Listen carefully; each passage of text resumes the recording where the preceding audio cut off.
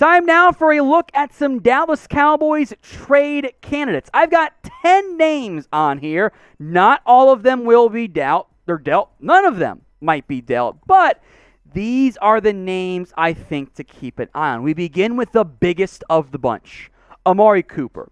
It is decision time. In the words of some, it's nut-cutting time when it comes to Amari Cooper. $22 million cap hit this year. Don't do it. There's no reason why you would want to keep that cap hit what it is right now. The money you would save with a trade, by the way, about the same you could save with restructuring Amari Cooper. His contract, though, the door is open to restructuring or moving on. I would, opposed to cutting Amari Cooper, if you're going to move on, trade him. Whether it is a first or a second-round pick, I think you could get something really good back for Amari Cooper. His numbers were down this year. I blame your scheme issues from Kellen Moore, but we know what he can do. I say keep Amari Cooper. But if you're trading players, I think Amari would be one of your most valuable assets that you could flip and get something good back. So what would you do? K for keep, T for trade, or C for cut? Let's go to the dark horse name I haven't seen mentioned by anybody. That's Connor McGovern. And this is not anti-McGovern statement. I'm not saying trade any of these guys, but I want to acknowledge them as candidates, right? That's the whole point of it. The Cowboys tried McGovern at left guard. Didn't work. He was way better on the right side where he is blocked by Zach Martin. Now he's entering the final year of his deal. And you could save $2.5+ million by trading McGovern before the NFL draft. Quick aside, by the way, for almost all of the guys on here, I put their pre-draft trade savings because you would want the draft pick this year as opposed to in the future. Now, teams, remember, tried to trade for Connor McGovern at this past year's NFL trade deadline. Dallas said no. They plug him in at left guard as a starter. It didn't work. He wasn't as comfortable. And to be fair, mid-season switch from right guard to left guard, it's difficult. Some O-line coaches, etc., will tell you it's like doing everything with your left hand instead of your right hand. Instead of being positioned left foot back, right foot forward, now you're right foot forward, left foot back, depending on which side. John actually went left guard to right guard there, but you get my point. The technique changes. A off-season move is a lot easier from that area. But if the Cowboys don't think McGovern is left guard of the future, maybe at least listen to trade offers. So I want you now, I got 8 more names to come, to name a player who you want to trade. Drop it for me in the comments. If the ad break comes on YouTube, take advantage of it. Head down there and let me know. Let's go to Zeke Elliott, the name that I know you guys want to trade. That's why I put him right here. Do not get your hopes up. The $18.22 million cap hit, because you've gone low in recent years, the most in the NFL. A trade pre-draft saves you less than $550K. So you couldn't even replace him at that cost. After June 1st, where you would put some dead money into the 2023 season, you save $12.4. Here's the problem. Zeke's got 5 years left on his deal.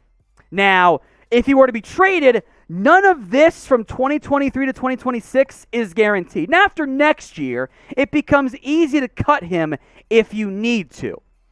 But does anybody want Zeke Elliott at a $12.4 million cap hit this year? I don't think so. So I know that many of you are frustrated and annoyed and disappointed in what Zeke has been so far. And I agree. I understand that. He hasn't lived up to the contract whatsoever, more so than any player, maybe not named Jourdan Smith, of the recent deals the Cowboys have given out. But you have to trade value to get value back. Now, speaking of value, how about this deal? 125% deposit bonus at chatsports.com/bet when you use promo code Cowboys125. $100 in, extra 125 for you. Go bet on the playoffs. By the way, Chiefs-Bengals game, I kind of like the under in that game. Now, that's a coward move. Life's too short to bet the under, but I might That's exactly right, Jeremy. It was 51.5. It's only going to go up as the game gets closer.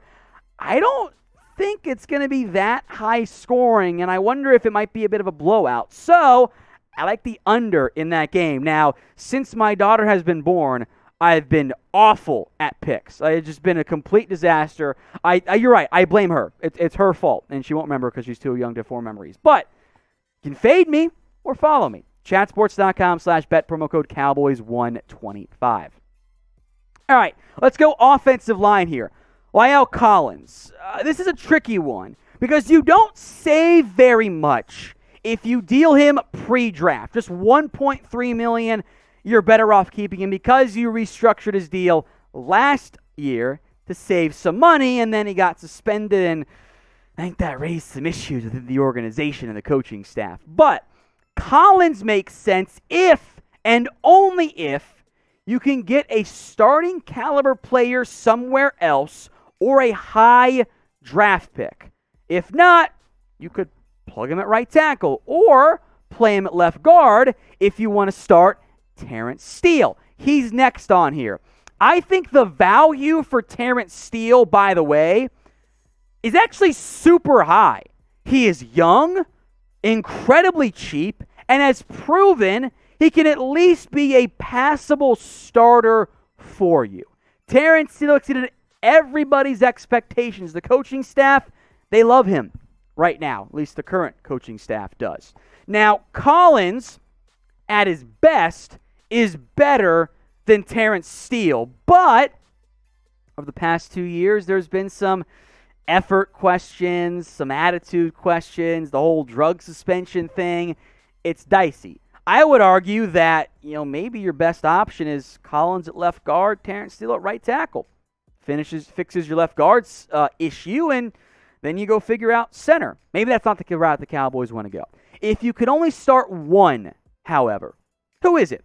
LC, La'el Collins, TS for Terence Steele.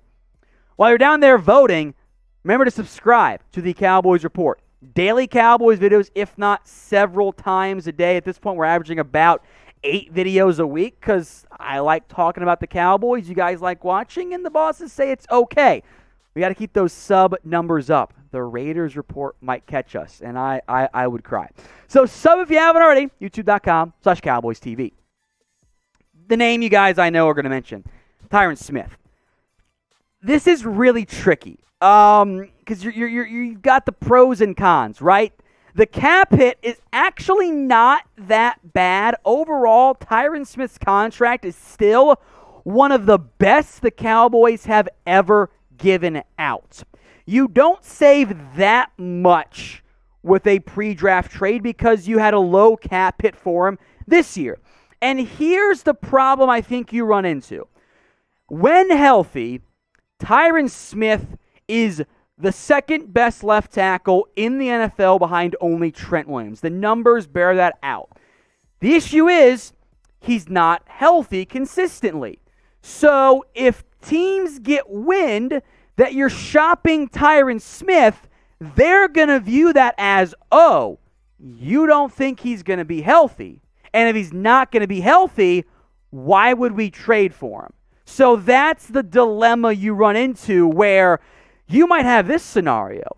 You could cut Tyron Smith, and he might get a similar-ish deal to what he's making right now, but you couldn't trade him because teams didn't trust you that you were being honest when you say, oh, he's going to be healthy. Because if you think he's healthy, you're not going to trade him. That's the dilemma, the circular logic you run into.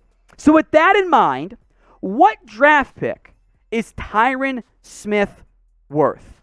If you say first or second, you probably shouldn't trade him. If you say lower, why would teams trade for him? Keep that in mind when you answer for me in the comments. Cornerback time.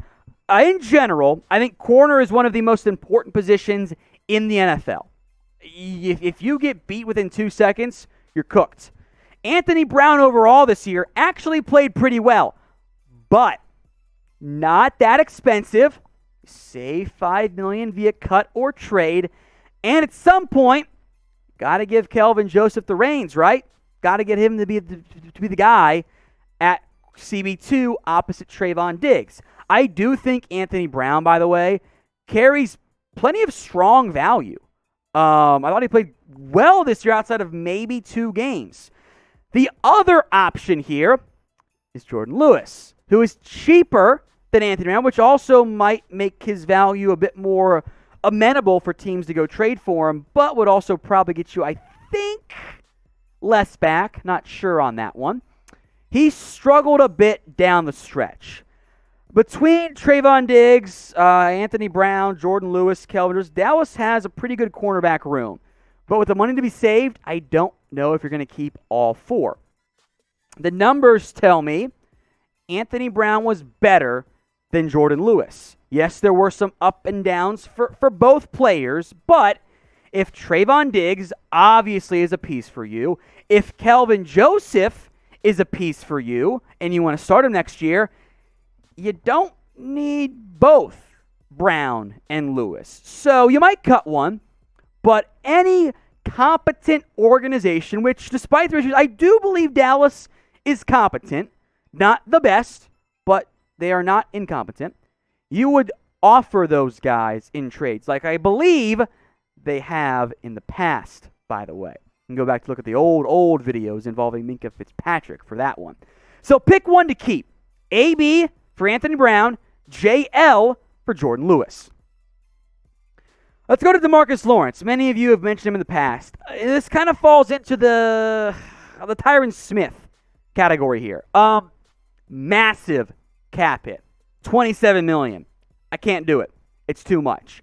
You would only save $8 million, though, with the trade, and his contract, if dealt, is 2 years, $40 million. 19 this upcoming year, 21 the year after that. Now, in theory, a new team could make the $40 million the guaranteed money and extend him, bring it down, but also the Cowboys could just do that as well. Lawrence went out there, despite what the sack numbers might tell you, has been awesome. He has been a very impactful player. We also saw Dan Quinn and the Cowboys defense get by without him. In the end, I think that Tank's contract, DeMarcus Lawrence contract, is easier to cut than trade. And I am worried Dallas does that. I am aggressive.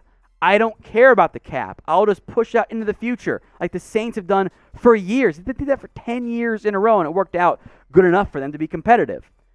But that contract is easier to cut than it is to trade. Last name, Trysten Hill. This could be a potential, I would say, less pre-draft trade and more in-draft trade. What if, for example, the Cowboys said, you know what? We're going to draft Jordan Davis. And now there's Jordan Davis and Neville Gallimore and Osa Odigizua. You want to pay Trysten Hill to be your DT4? I kind of don't.